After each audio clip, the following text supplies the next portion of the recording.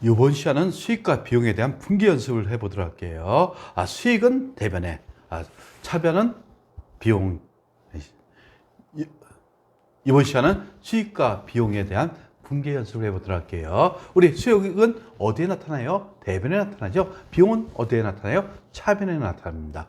그것을 알고 계시면 우리 쉽게 수익과 비용은 분개할 게 없습니다. 그럼 한번 연습 문제를 보도록 할게요. 1번 보시면 상품 700만 원을 외상으로 판매했대요. 그러면 상품 매출이 나타나야겠죠? 어디? 대변에 나타납니다. 그렇죠?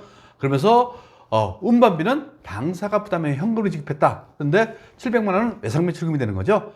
그리고 차변에 당사가 부담하여 현금으로 지급했다. 운반비. 차변에 운반비 하시면 되는 겁니다. 그리고 대변에 현금 하시면 되는 거죠. 세 번째 문제 보시면 미소 가방에 상품 200만 원을 매출하고 그러면 대변에 상품 매출이 나와야겠죠. 대금 중 50만 원은 현금으로 받고 잔액 150만 원이죠. 150만 원은 받으러움이 되는 겁니다. 그리고 현금 차변에 50만 원 이렇게 기계적으로 회계 처리하시면 되는 거예요.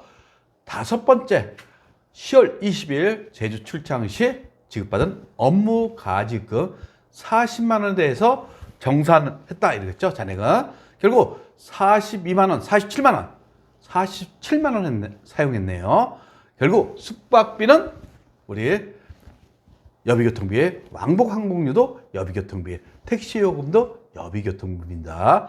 그리고 출장 시에는 우리 차변에 가지금 이렇게 했죠. 그리고 대변에 현금 했어요. 근데 얼마 더 썼어요? 7만 원 더 썼죠. 그리고 대변에 가지금을 먼저 우리 제거하시고 가지금도 제가 저번에 설명했죠. 채권이라고. 그래서 이것에 대해서 우리 거래처를 인정하게 돼 있어요.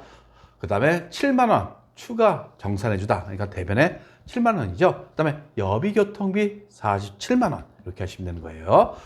그리고 이런 문제 중에서 어떻게 출장을 갔는데 거래처하고 식사를 했어요. 그것을 부담했습니다. 이럴 경우는 어떻게 회계 처리합니까? 그 부분만 접대비로 회계 처리하시면 되는 겁니다. 7번 보시면 매월 말일 지급하는 12월 기소 사무실 임차료 50만 원이 미지급되다. 우리 차변의 임차료입니다. 그리고 매월 말일 지급한다고 그랬죠. 그러면 12월 말일 날 우리가 결산하죠. 12월 말일 입장에서는 우리 부채가 확정된 거예요. 따라서 미지급 금을 사용하시면 되는 겁니다. 그런데 만약 다음 달 10일 날 지급한다. 이럴 경우 여기에 미지급금이 아니라 미지급 비용을 우리 선정해야 된다는 것을 여러분들이 알고 계셔야 되는데 이 부분은 좀 까다로워요. 제가 전산회계 1급 가서 그 미지급금하고 미지급 비용이 차이점을 얘기할 겁니다. 그래서 미지급금은 제가 확정 채무라고 합니다. 이미 확정됐어요. 근데 미지급 비용은 아직 진행 중인 우리 채무가 되는 거예요. 그 차이가 있다는 거 그만 참고적으로 알고 계세요. 그 다음에 9번째 영업부 직원의 결혼 후 축의금 10만 원을 현금으로 지급하다. 영부니까 회사 내예요. 그렇죠? 그러니까 이것은 복리후생비가 되는 거예요. 만약 거래처 직원이다. 이럴 때는 어떻게? 접대비 또는 2024년에 변경될지 모르겠지만 업무 추진비 같은 계정 과목이라는 거. 11번째 영업용 승용차의 엔진오일은 보통 만 킬로 또는 1년에 한 번씩 교체해 줍니다. 그러니까 소모성 부품이에요. 그러니까 이것은 수익적 지출이 되는 거죠. 그래서 대변에 현금 지급했다.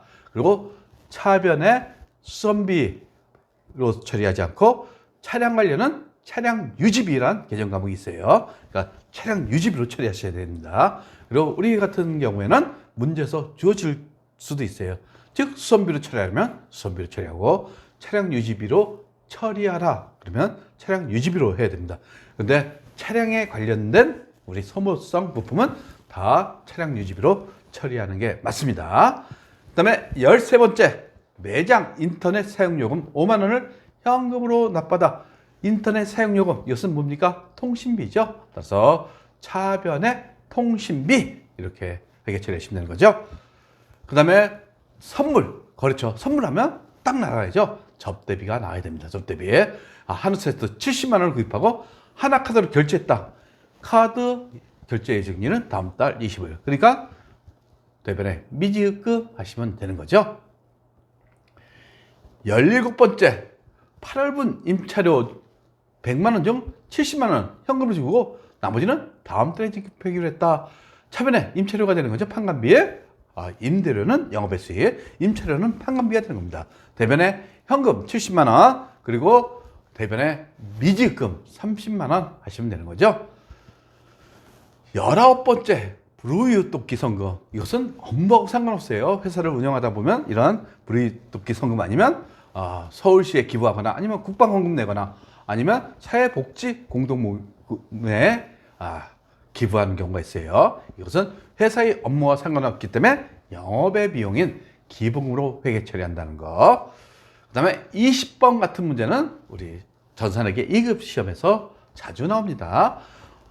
회사의 화물차 자동차세. 이것은 사장님 차가 아니죠. 이것은 세금과 공과로 처리합니다. 근데 사장 개인 승용차 자동차세 이것을 냈어요.